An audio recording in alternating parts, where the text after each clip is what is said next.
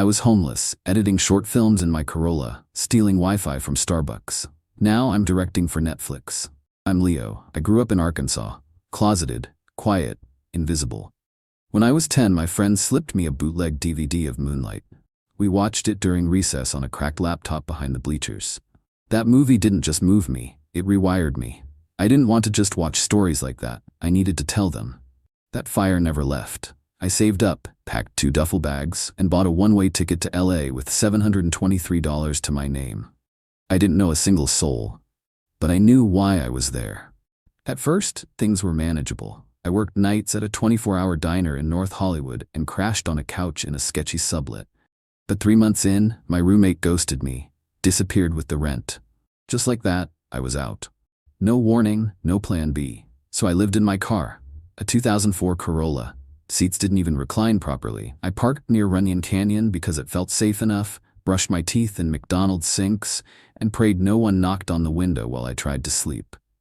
But I didn't stop working. After my 8-hour graveyard shift, I'd drive to coffee shops, park close, and steal their Wi-Fi to edit short films on a second-hand laptop that overheated if I opened more than 2 tabs. I had no crew, no gear, just my phone, pirated editing software, and YouTube tutorials. That was my film school. My first few shorts? Terrible. Shaky footage, blown-out audio, lighting by street lamp. But I didn't care. I kept uploading them. I figured someone somewhere might see them. Then came Last Stop, a 1-minute short, queer teen, first love, final goodbye at a bus stop. Shot the whole thing on my iPhone in one afternoon. No expectations, no plan, just truth. I uploaded it to TikTok at 2:14 a.m. on a Tuesday. Went to my shift. Another night of refilling coffee for drunks and driving home in silence. I didn't even check my phone until sunrise. 12,000 views. I stared at the screen like it was lying to me. Refreshed. 18,000. Comments piling in, I cried. This is me. Never seen something like this in just 60 seconds. By the time I took my first break, it was at 70,000. My hands were shaking. Was this real? By the weekend? 2.3 million. DMs, shares, duets. One comment said, Netflix needs to pick this up. I laughed out loud in my car. Then, plot twist, they did. I was half asleep in the driver's seat when I saw it. A DM from Netflix. At first I almost deleted it. Looked like spam, random name, generic message. But then, I saw the blue check mark. I sat up straight like someone had thrown cold water on me.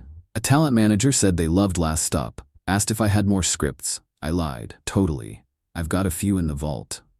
I had 0. So I locked myself in the backseat of my Corolla and wrote like my life depended on it. 2 pilot scripts in 3 days. One of them was Sugarland, a coming-of-age series about a queer teen trying to escape small-town silence, loosely based on me. A week later, Netflix asked for a pitch. I didn't have an office. I didn't even have an apartment. So I parked behind a Ralph's grocery store, ironed a Goodwill button-up in a gas station bathroom, and pitched my heart out over Zoom. I didn't tell them I was homeless. I just told the truth of the story. They said yes, sort of. They liked the concept, but there were more steps, exec meetings, rewrites, budget talks. It wasn't a green light, it was a maybe. And maybes in Hollywood usually mean no. Then silence. 2 weeks, 3. My inbox was a graveyard. I started spiraling. Thought maybe they changed their minds. Maybe I blew it. Maybe this was my shot and it slipped through my fingers. And then, email. Subject line, green light. They wanted to develop Sugarland. Not just as a script, but a real series. And they wanted me to direct the pilot. I cried in a CVS parking lot for 20 minutes straight. Couldn't breathe, couldn't speak. Netflix got me a hotel room. First time I'd slept in a real bed in months. Then came the whirlwind. Hiring a showrunner, meeting the writer's room, building the team. I sat across from execs who had Emmys on their shelves, trying not to freak out. Directing was nothing like filming in my Corolla. I had a full crew, real cameras, a budget, a trailer, craft services, wardrobe. But most importantly, control. Creative control. I cast queer actors, hired trans writers, brought in working-class crew members. I wanted the set to feel like the community I never had growing up.